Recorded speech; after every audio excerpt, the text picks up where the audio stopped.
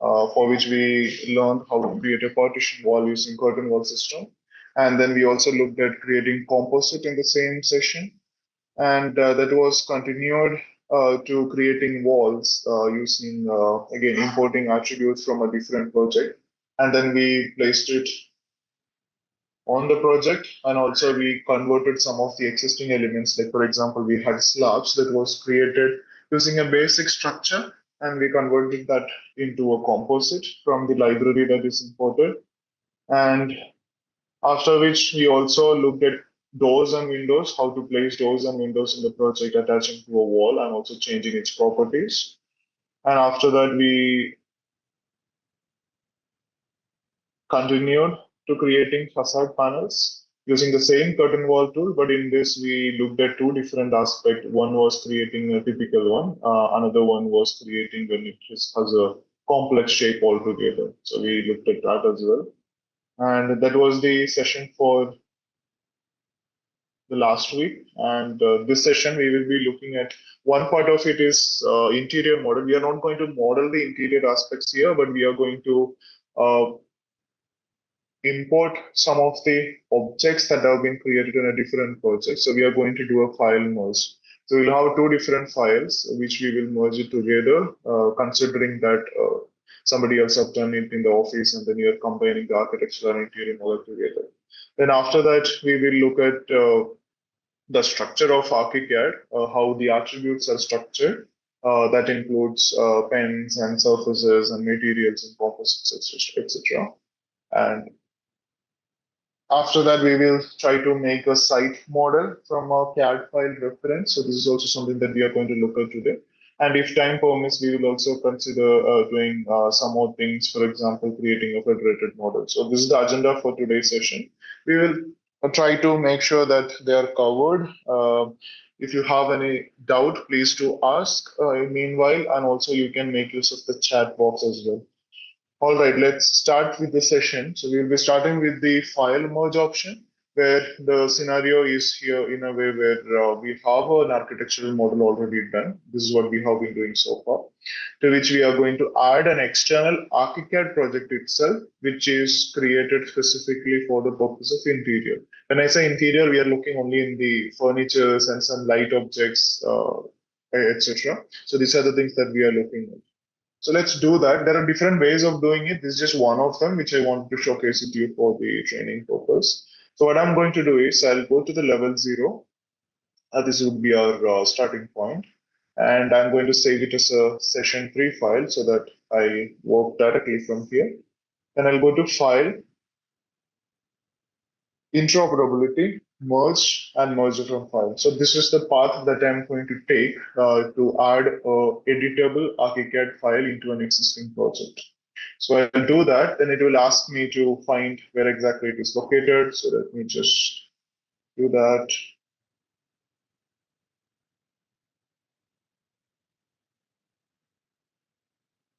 So we have this furniture file. So this is also a PLN file, that is Archicad file format. We will do open. Now it will ask me what do you want to merge. So there are two options. One is virtual building, that is all stories and the whole model itself. There is also an option where you can bring in the layouts, that is the sheets. So sometimes what happens is one person might be working on specific set of model and another person might be focusing on the drawing. So if they are working on two different projects altogether and they are not interconnected directly, for example, one is architectural and another one is on all structural drawing. So you may not have model those things. So such cases, you can bring it all the drawings using the layout book. But for us right now, our focus is on all the building elements or the 3D elements. So we will select that and give it on merge. So now that will merge the project here. Next step is to set up certain properties. And you can see already the naming system that we have done for the architectural file and also the interior file. They have similar level names. So they are already matching it here. If it is not, you have the option to select from here and match it to the existing one. So this would be in terms of the vertical matching. Another one is merging its position. So you can align with one is the Archicad project origin, considering the project origin of both the files are correct. Otherwise, you can also go for Archicad survey point with the other projects. So this is mainly considering where, like I mentioned in the initial session, where we were setting up the project location. So there was an also option of a northing and easting file. So that will also set up the survey point location. So sometimes what happens is somebody would have made the whole project considering the survey point. So at that time, you can manage your project or organize your project on the basis of that and merge it together. So right now we are going to focus only on the Archicad project origin. And there is also an option here where it asks top linked elements of the merged model. So you can adjust the height to the host project, but you can also keep it to the exact same height as what is there in the source file. So it's up to you.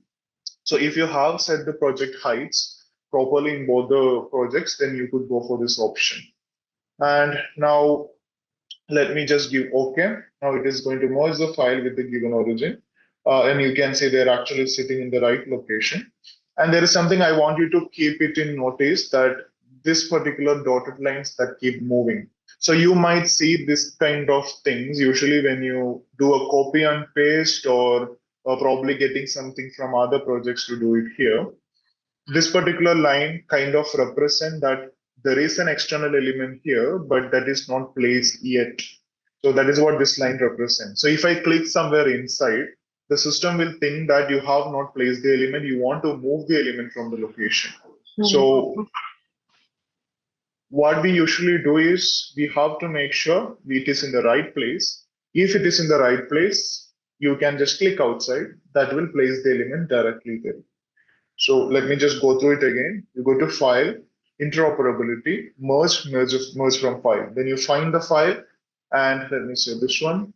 And it will ask you what do you want to merge? You want the virtual building or all the layouts? So we need the building. Then when I input it, it will ask me for matching the location, both in terms of vertical and horizontal. And then you give OK, it will merge to the origin point that has been given. So the origin point here is trying to take it from this particular location, and that is being set. So that's what we have. So we have a couple of other lines and things here. This is our mod that we did it in the last session. So let me just remove it.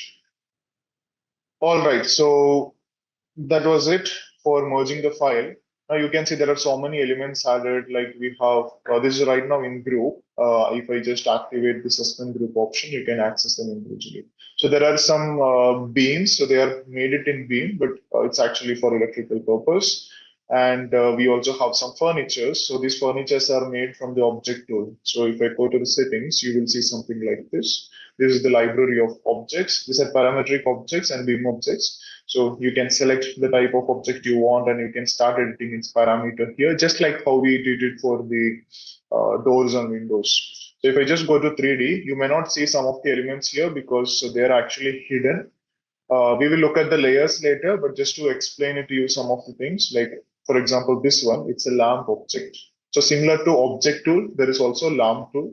So if you are looking at it, here you have the option of controlling its light intensity and some shadow detail. And if you go further, you can also work on its representation. And if it is a furniture, it is going to represent in different manner altogether. So for now, let me just do that in 2D itself because I have not taken the layer part yet. After that, you will be able to understand this concept easily. So this is a sofa, and for which you can see the X, Y, and Z dimensions. And here you have all the parameters here, like you have a 3-seater here, and then these are the numbers that you can edit it. And if at any point of time you want to change it from 3-seater to 2-seater, so it will update to that. So you always have the freedom to edit the parametric elements. As I mentioned, this option is called merge. That is where you get an editable project added here. There is also something that is non-editable, that is more like linking, which we will see by the end of the session. I hope this part is clear. It's as simple as combining two different Archicad files together, and you will be able to edit it. So any doubts, anybody?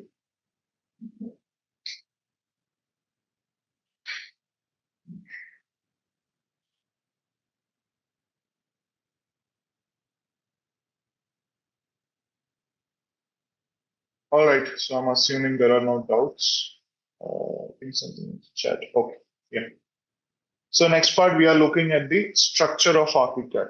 So this is something I want you all to keep a good attention on. So what happens here is Archicad is structured in a way where everything is interconnected. So when I say interconnected, it has a hierarchy in which everything is organized. So let me just sketch through it and showcase it to you. So the whole project, so when you have a project can consist of multiple sites. So you may have site A, site B within the same project. So this could be a case. And each of the site contains one building or multiple buildings. So that would be like a second stage here. Then each of the building consists of different types of elements. And these elements can be like a wall, a slab,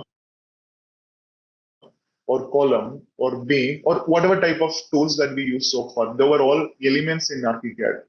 And that is what creating a building at the end. So this would be this next layer. Now, each of these elements that also you have seen so far, like we could create a wall that was basic, that was just one layer, and it was like a plaster, what we did in the initial session. And then we also looked at composite, where we created a wall with multiple layers. So that it's called composite. So these are different type of structures of that particular element. For slab also, we had basic and composite. For columns, there are complex profiles and shapes. So almost all the tools have been structured like this. So this would be the next layer of the structure that we usually see.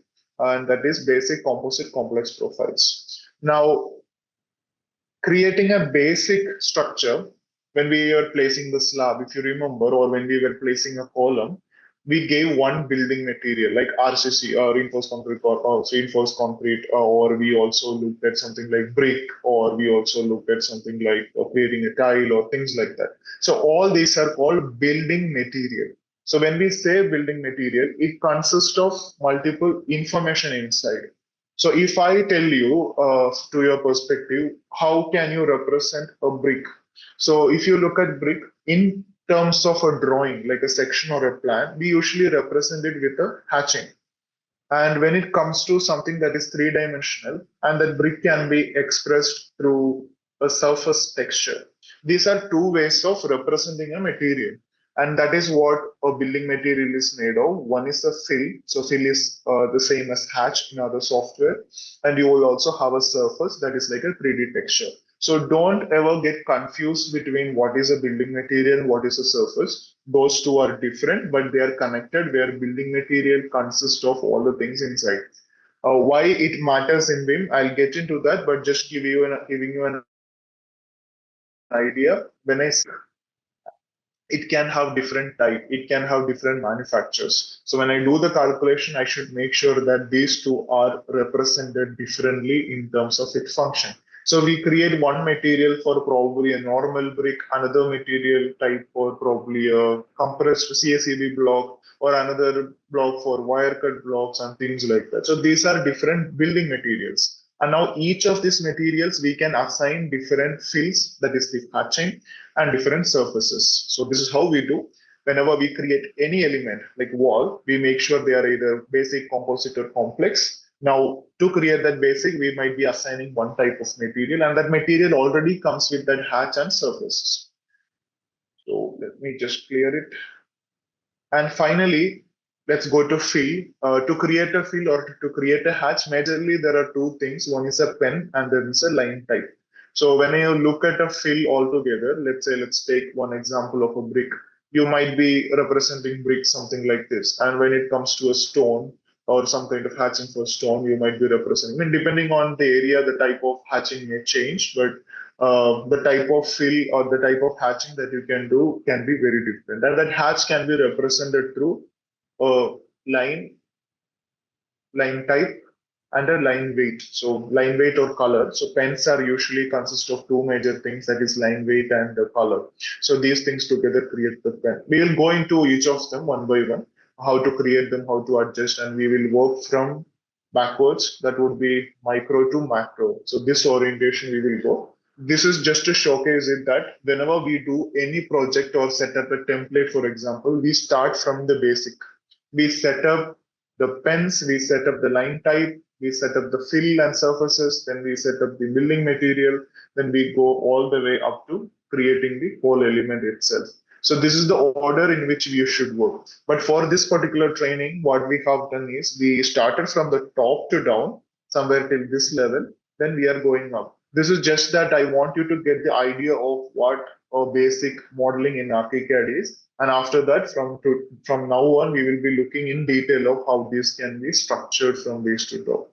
I hope the basic you understood, because we are going one by one from here, and it is really relevant for you to work on all these elements. There are also additional attributes like you have layers, you have zone types and things like that. But we will look only at layers and these things for now. Other things can be part of any advanced training that you want. But majorly, to make sure your Archicad functions well, you need to go through all these aspects. So let's start. Let's get into Archicad and go one by one. So yeah. So these attributes are project specific information.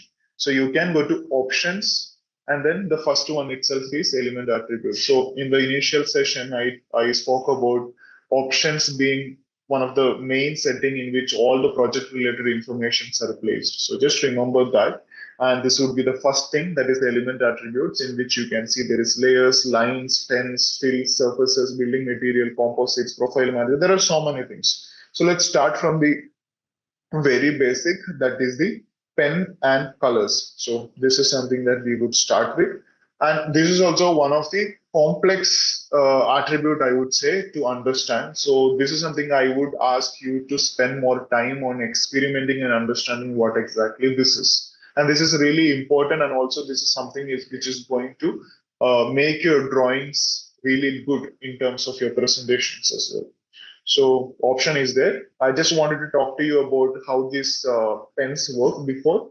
So below our viewport, we have these settings, and one of the setting here is the pen itself. So you can see there is a symbol of a pen here.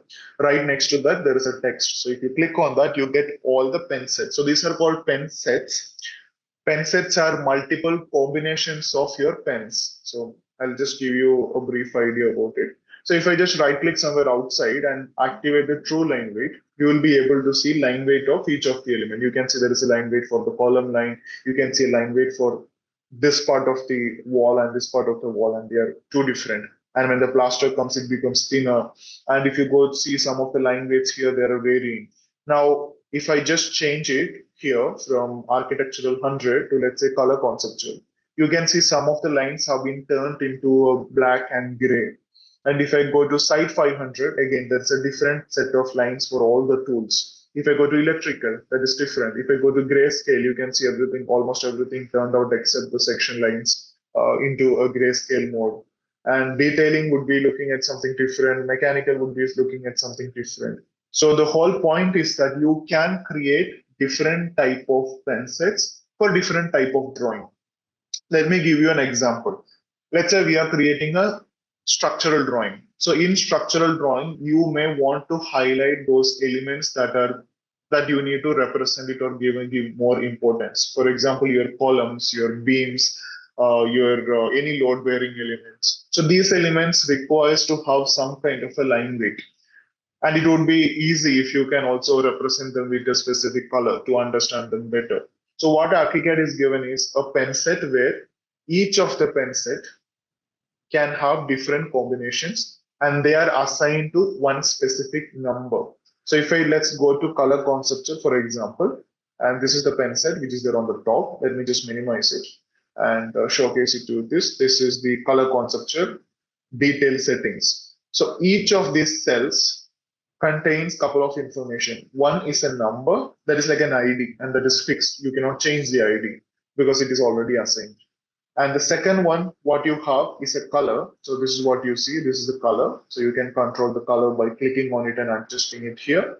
Next one is a pen weight. So pen weight is exactly what a line weight is. So this particular cell that is represented in black, which has the number of 1, has a line weight of 0.13, and that it has a description here. That is general. For general use, you can make use of this. Let me go to the third one. When I go to the third one, you can see there is a color change that is orange, and it has a number 3, and it has a pen weight of 0.18, and it has a description. It is used for general use of openings. If I go now vertically from the top to bottom, so top you have the orange here, then you have a lighter orange, I would say, and that is having a pen weight of 0.25. And they are used for opening, but for cut part of elements, because when it comes to Archicad as a BIM software, it generates drawing by taking cut sections at different levels. So these cut elements of openings, specifically openings, will have this particular pen. Similarly, if I go here, you can see they are used for annotations. If I go here, you can see it is used for columns, and you can see columns right now for general use. It is you're going to use this particular pen. If I go down, the cut part of it is going to be black when I use this particular color conceptual pen set. If I change to site, you will see they are 0.2, but it's red. Architecture 100, you can see the pen thickness is increasing and changing. So this is what I'm trying to say. When we work with Archicad's pens and colors option, your advantage is you can make n number of pen sets and assign different colors and line weights to them. These are the default one. Let's say I want to create something new. So what I usually do is I take one of the things which is already here. So for example, I have this architectural 100. I go through each of them and I decide what line weight and what pen thickness I want it for each of them. So here, for example, I have columns in general. So here I have columns that has cut structural part. So I select it. I change the line weight to, let's say, 0.5. Now it created something called custom because we edited an existing one. Now here, if I go, I can change the color. Let's say I want to make them see something like this, just randomly testing it. And we have already given 0.5 of thickness. So some of the tools that usually does here, something like this, it's called custom. What it does is, till you save it as something constant, it is going to show us custom.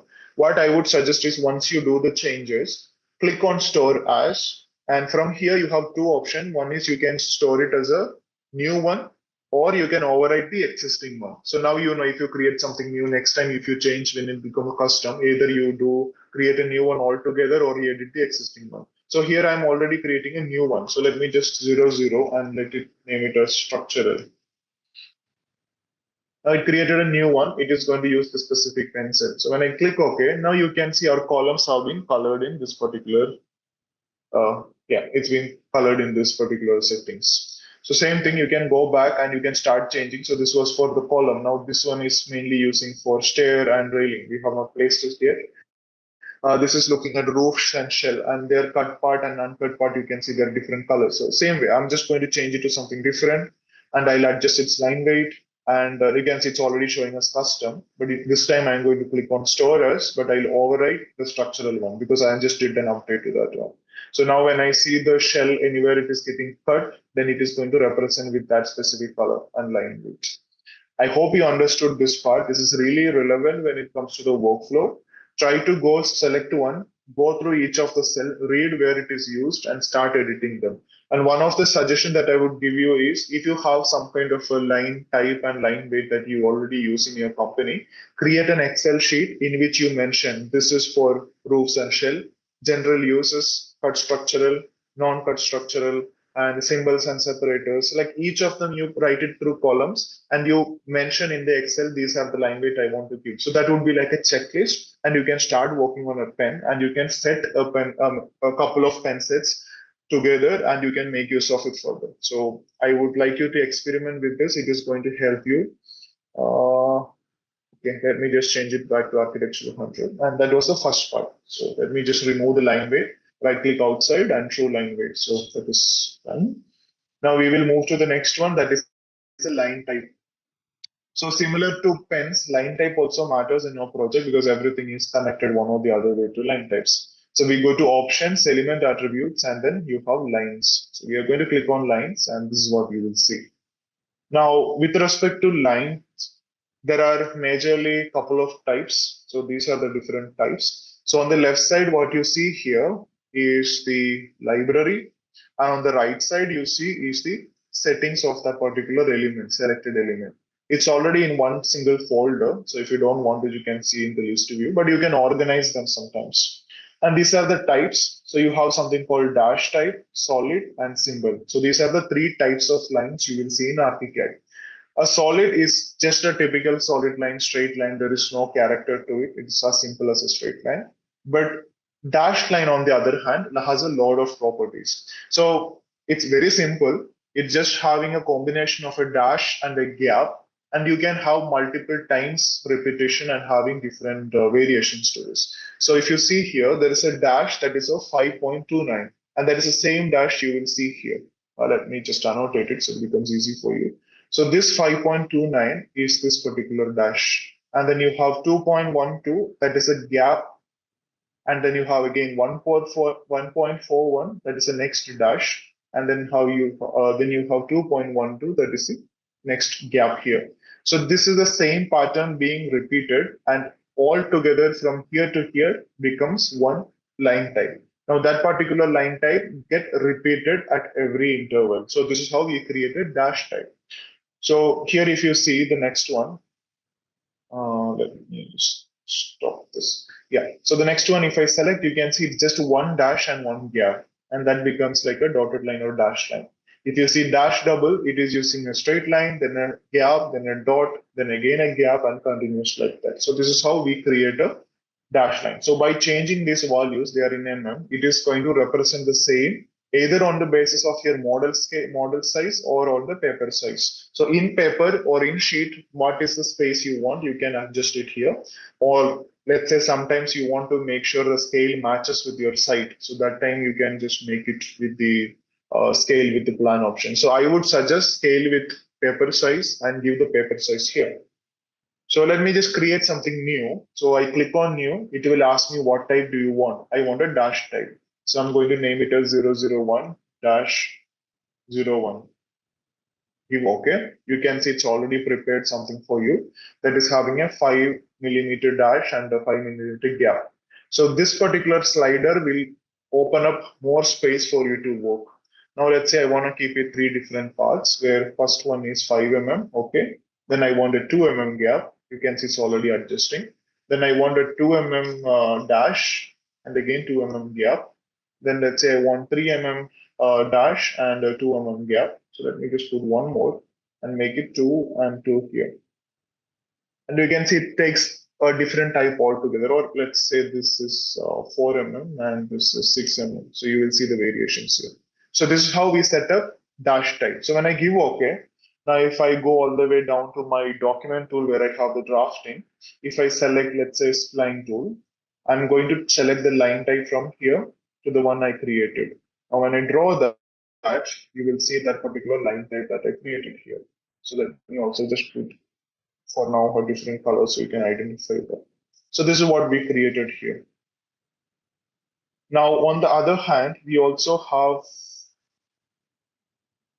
one more type, that is symbol type. So symbol type is going to be really useful when you want to customize the whole shape and look of the line. So for example, there is an arrow line here. So this one particular segment is the dash, and that particular dash is customized. If you go to the break line here, the break line consists of this much. Let me annotate it so it will be easy for you. So there is a line like this, it goes down up until here. So this particular segment is a dash that is custom created.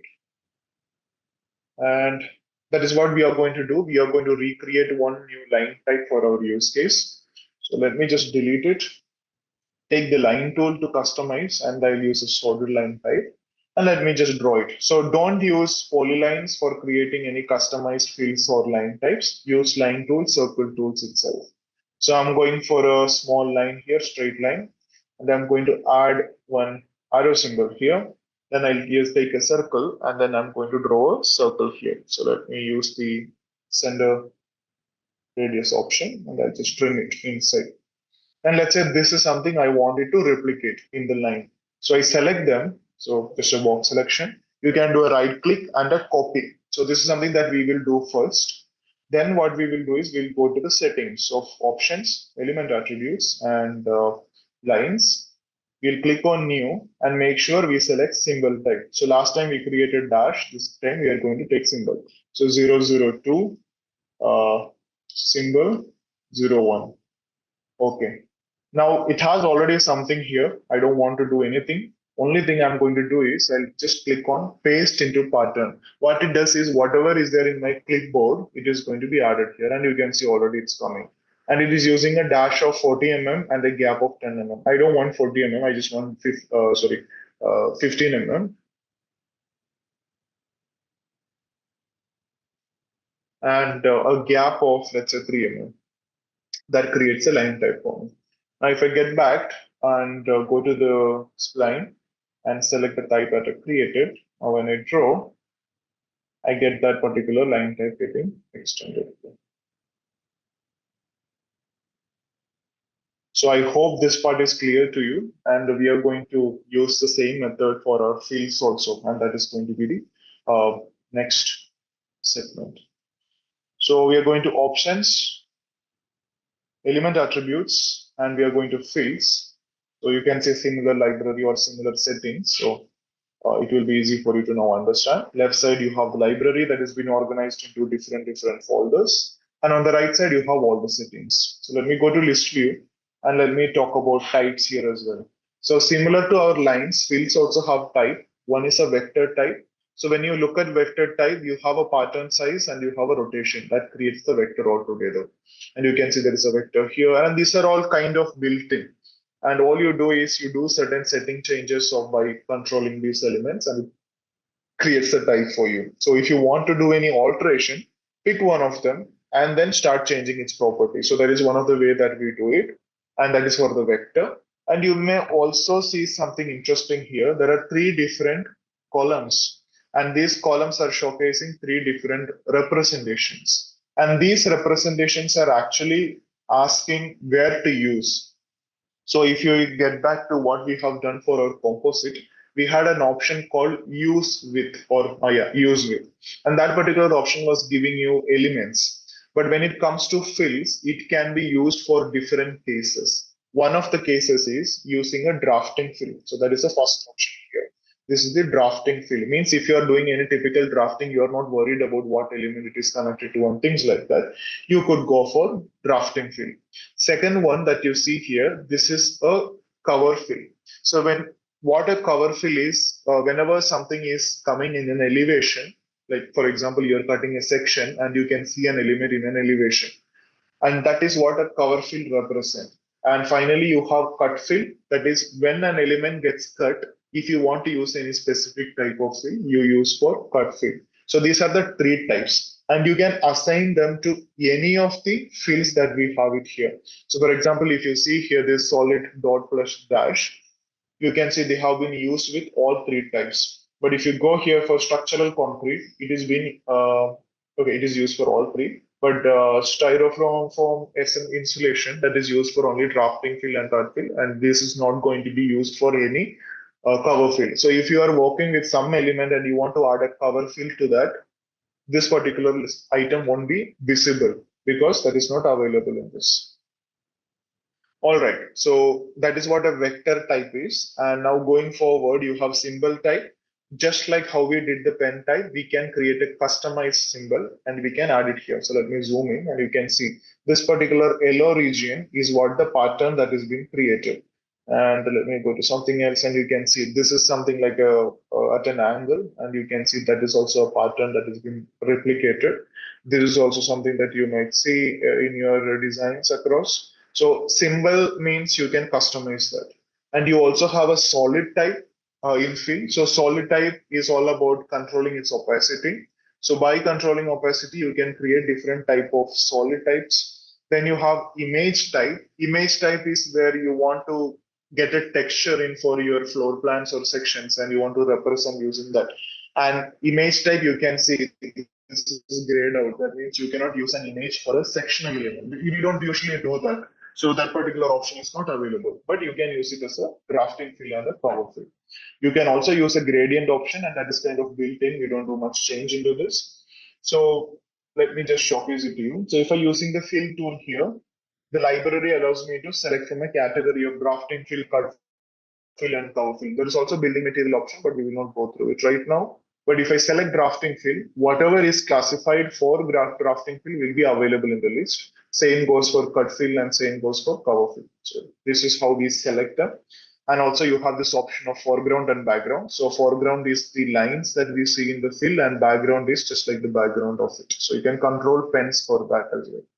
So let me just get back to customizing a fill. So I'm going to showcase only the symbol fill. So for which I'm going to select again the line tool and I'm going to draw a rectangle. So to tell that this is the region in which I'm going to work. So I'm going to use the straight line type only. That is what is taken.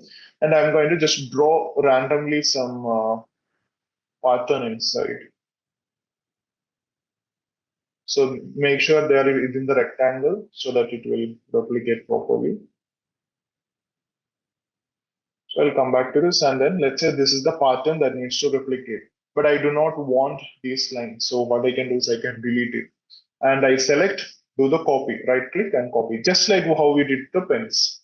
Now what we do is we go to options, element attributes and fields. And I click on new because we need to create a new one. So now everything is going to be similar. Here it is asking me to duplicate or create something. So I go for solid, so the symbol fill, give it a name. So 001, symbol fill 01. And I do paste into pattern, just like what we did. Now, when I zoom out, you can see that particular pattern already getting replicated. And the scale of it and also the rotation, you can control it from here. Now, when I select any element, that is the, okay, let's go with the fill tool because right now we have not assigned it anywhere. And from here, we go for drafting fill and we will look for the, sorry, symbol fill here. Now, when I draw that in any shape, let's say something like this, it's going to add that fill here. So the moment you do any alterations, that fill is going to be replicated here. On the other hand, if you do image fill, so texture fill, for example, it is going to add that particular texture to your floor plan. So you can see I have a tile texture that is being added here into the project and that is getting replicated in the floor plan. One thing, remember, classify it correctly, otherwise you may not find the item in the floor plan here when you try to select. Sorry. Let's move on to the next one, that is create. Oh, sorry. Yeah, moving to the next one, that is going to be a surface. So that is going to be interesting because we all want to create interesting 3D spaces and interesting textures as well. So what we do is we bring in textures from outside for this, and the texture is going to be called as a surface. So we go to options, element attribute, surface. And you can see similar settings. On the left side, you have the library, and right side, you have the settings for that. So any material, oh sorry, it's not material, my mistake. Any surface that you select, you have to make sure the properties are correct. So let's say I go for floorboards here. You can see the name here, and it is using, there are 3 different engines. I'll get into that. But basic engine, if I go, I can control the color, transmitters, attenuation, emission, and some of the other properties. And that particular basic engine is what we see in the 3D space here. And finally, you have something called cover fill foreground, means at any point of time, if you're seeing that element in an elevation, what type of fill you want to use. And here it is using wooden plank horizontal, that particular pattern will be used. So you are interconnecting back to your fill with this surface. Now, if I open texture, you can attach a texture here. For example, this particular texture that is of 3000 by 3000 mm size, and that is being connected here. And that is what this particular symbol represents. So if you want to connect a new texture altogether, I can click on new here. It will ask me to duplicate something. So let me just go for tile. Or let's just take floorboards only. And let me name it as 001 surface 01 and okay. And now I'm on basic engine still. So what I'll do is I need to bring it a new one. So I go to this folder option, that is to import. First, it will take you to the Archicad library. So Archicad itself has a big library of textures already, which you can explore it and you can bring it if you want to bring something from there. Otherwise, let's consider you have downloaded from the internet the full package of a texture. You can click on add here and go to the folder. So I have something like this. So let me select this. You can see I have a texture set downloaded. So it has ambient occlusion, it has color map, it has displacement map, normal map, and everything. Our first consideration is only the color map. So I click on it and give open. First, it will add to the Archicad library. After that, when I give OK, it will add here. Now you will see that particular texture added to the project. Now I can match the X and Y dimension to the real life dimension here. And once it is done, I give OK. Now, when I place any element, so let's just go for the morph tool in this case. And let me activate the surface from here. And let me just select the one I created so you cannot see that part of the screen. Yeah, you have the surface here. Now, when I model it, let me just put a box. You can see that particular texture across. So if I want to use some additional small things that are not part of the structure, I can just do that using the morph tool, however I want it. Whatever structure I want to do it, you can make use of the morph and do all those additions here. So morph tool is really interesting. Make use of it along with your texture. Even for this one, if you want to attach a different texture altogether to the existing element, ideal case is that we will be connecting to the building material. But sometimes what happens is, let's say painting, we may not need to showcase the thickness of a painting. So at that point of time, what we usually do is you just go to the surface settings of the element and override the surface from here. So when you do override the settings, existing settings, texture settings will be controlled by this new setting that you're going to give. So that will showcase only the texture there. It will not change the property of the building material, but only the texture visibly, and it will not have any thickness. Use it only when your thickness is not going to be an issue. Otherwise, always you have to make sure your new building material is created. All right, so let me just get back to the text surfaces, element attributes and surface. And what I was talking about was the basic engine. So similar where now, let's say you're considering creating a render. So that is where you need to work with the Cineware and Redshift by Maxon, where you can see it is still showing the floorboard texture. That means this has a different settings altogether. Now I can go to the color map, control the image from here by going to the library, bring it in a new texture altogether from outside.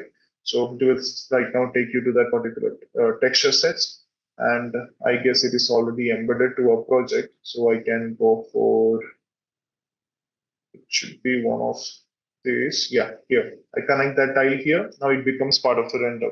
Now, if you are into rendering, you may know how to control these things like controlling the transparency, controlling the reflectiveness, controlling the normal map. So all these things you can download it and attach in this anywhere by Redshift Maxon engine. So when you take the render, you get the right output there. So this is the texture settings. I wanted to explore this as much as possible. It's going to really help you with respect to creating interesting visualizations in 3D space. Now we are here.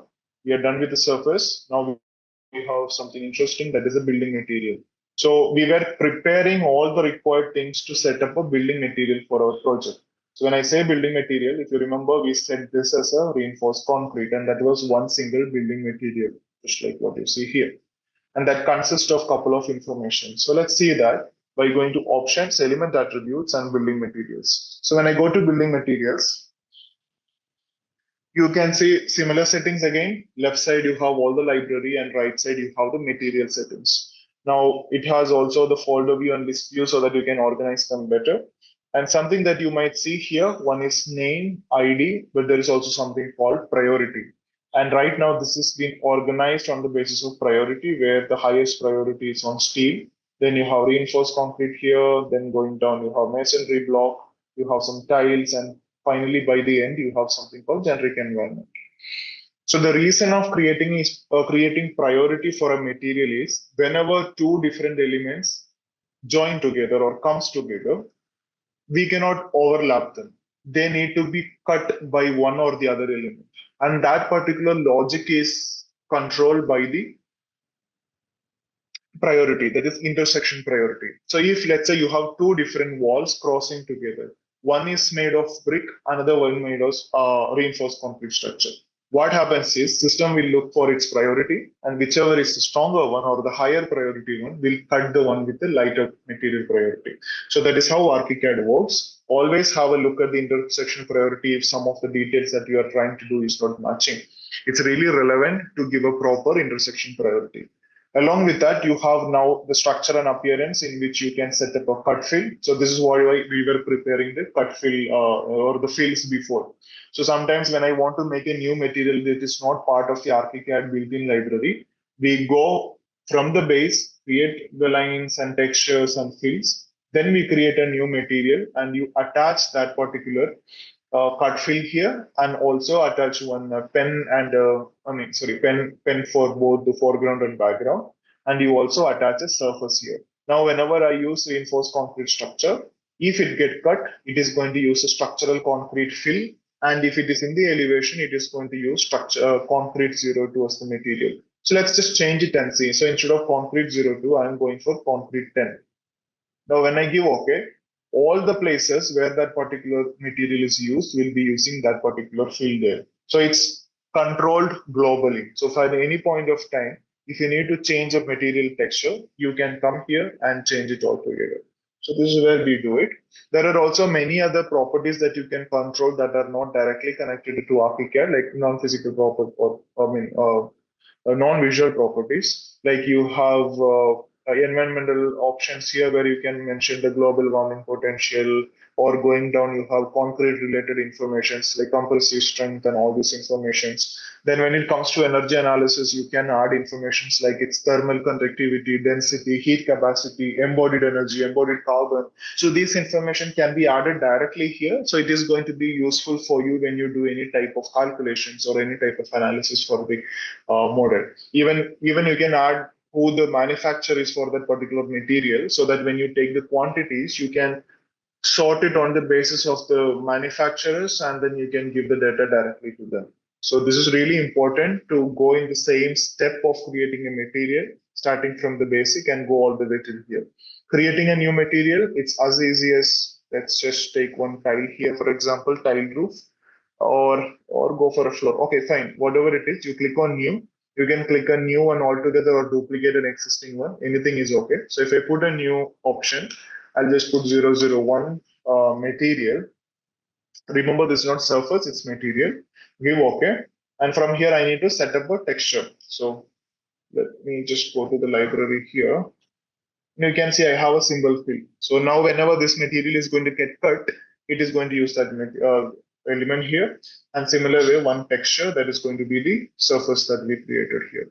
And also I can just activate the classification and all the information here, which I'm not worried about at this point.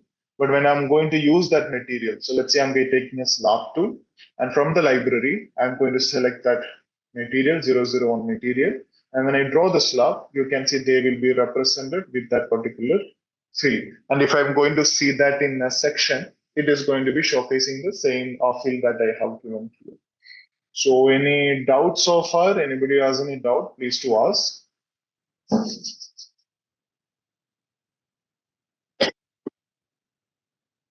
You can also use the chat box.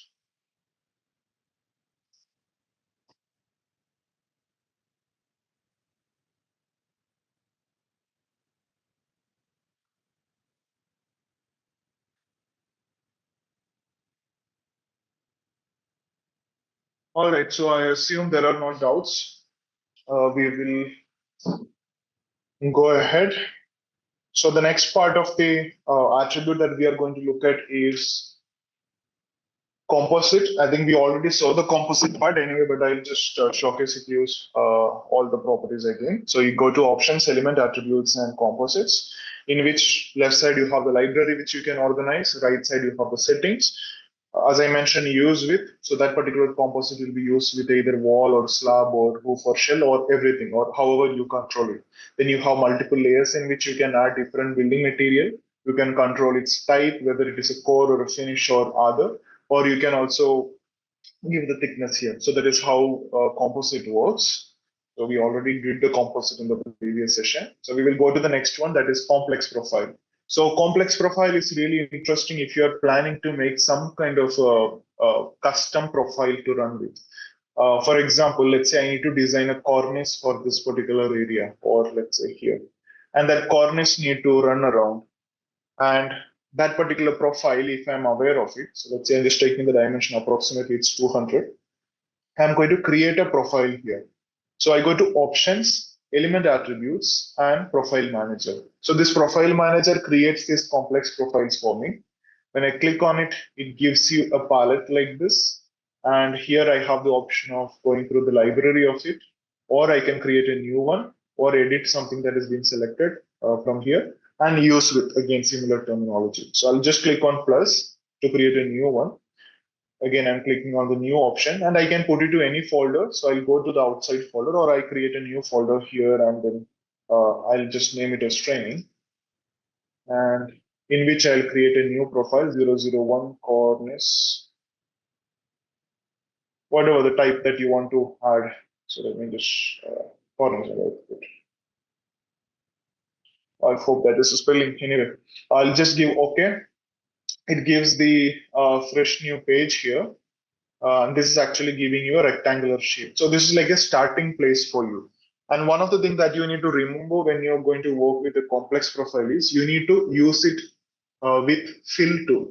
So fill tool is going to be connected to any building material because we are going to create a custom complex profile or shape, and that shape system should know what material is made of. So we have to make sure there is a fill. Lines, if you use or polylines or circles, they are not going to be represented in 3D. You have to have a fill there. So this is something I want you to keep it in mind. Now I'm going to select this and delete. Now I have an empty space. Now the important thing is this particular point. So this is the origin point. So project also has an origin point. Here, when we are going to work with a complex profile, it has to work with an origin here.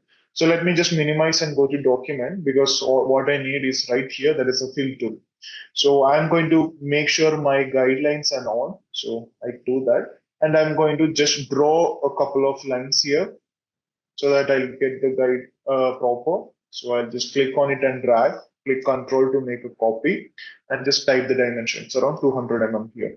I'll put one more here on the side, and I'm going to draft it using the, let's start with the line tool, and later we will go for the fill. So I need to draw the shape. Let's say I'm going something like 100 mm on this side, and there's something like this. Let's say this is the cornice that I'm designing. Now I can also select this and do offset all edges option so that I can show some kind of a thickness. I put control so that I can make a copy. Now I turn off the guidelines so I see what exactly is happening. So this is what I want. This is also part of it, let's say, and I have two different parts. One is the outside, one is the inside. And I will probably delete this line and take these two and extend it all the way, for which we will be using this extend option here.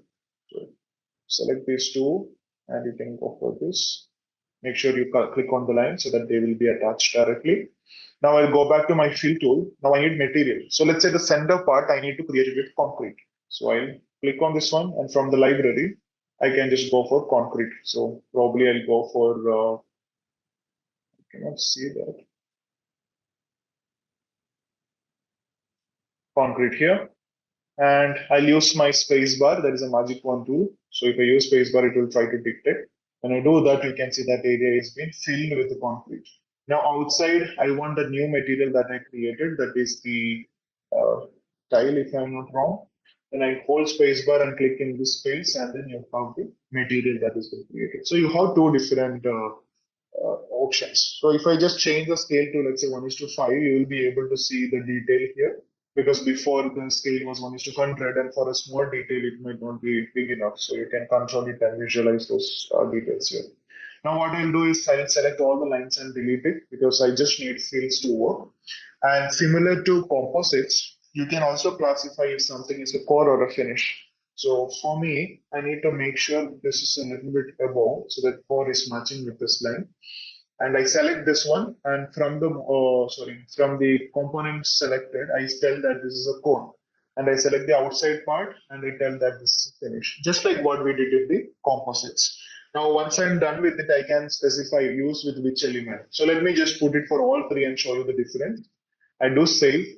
Without saving, it will not be added to the project. So make sure you don't forget that. Now let me draw here. So one of the tools that you can use it for creating that is the beam tool itself. So I go to the beam settings. From here, segment, I can select the shape. So it's not rectangle circle, it's a complex profile. And from the library, I'll go for the cornice, the one I created right now. Going further, you also have structural analytical parameter. Make sure they are non-load bearing. So make sure those properties are done. Even here, this is not a beam. It might be something else classified. So make sure you give the right classification. So some kind of a detailing or some kind of whatever it is. If the terminology is not there, you can create it, but look into the correct classification and give it here. So let's just keep that it for now. And any information required, you can add it here. We will go for chain method for the geometry method drafting. And I start drafting. You can see it's coming on the opposite side. So I may have to do it from the other side to do it easily. So let me just go from here. I will make sure that I'm drafting from the core and till here. Then I take a turn and then go all the way to here. Click on it and stop for it to end the detail, and then you can see. So if I zoom in further, you will see that till where the concrete is and till where the finish is. And depending on the material priority, you can see that this is getting cut because it's having a lower priority, and the concrete here RCC having a higher priority. That's why it is getting cut. If the priority was different, it would have been affected in a different way altogether. So at any point of time, if you want to do any change, you can do a right click, go to edit selected composite, or from options, element attribute and composite complex profiles also you can do it. Now let's say I want to do some kind of an edit. So here it is too boxy. So if I want to change it to some kind of a curve, so I can give a fillet probably and then give the volume. So you can see that it is already doing the job. So let me go to the fillet option, give it for all corners and see. Did I press all corners? Give the volume, apply to all corners and give. And I think it's too small for these junctions. So you can see it start making those. So however you want it, you can do that. Let me just do it for this one also. I think it was a different volume. Yeah, just a different volume altogether. But anyway, you can readjust or make sure you're using the right curvature. 140 something it was. All right, so let's just keep this here, and I'll also use the magic word tool and add this particular segment, and make sure this is also turned curved. So once it is done, save it. So it will update. Now when I go back to my 3D space, you will see that this particular junction is now curved. So at any point of time, you can do this kind of curvature and you can assign it. So similar way, if I'm using column, now I can go to the settings and make sure in the segment, I go for the complex profile, then I take the corners. Now it is going to be a vertical profile altogether. So you can see the same profile is been replicated. So this complex profile can be mainly used for these three elements. Sometimes we make it so that they will be also added into curtain wall. So this curtain wall system, what you have, you may need sometimes some specific kind of profile. So make sure you do that and you assign it to the library objects also. And when you're going to place it, it is going to be replicated there as well. I really wanted to explore this. It's a really interesting tool to create many of the structure, for example, I sections and C channels and Z profiles. Some of them are already there, but you can always experiment with it. So this is the set of attributes I would like you to go through a couple of times and make sure the concept is really understood. And once you understand that, rest of the things are going to be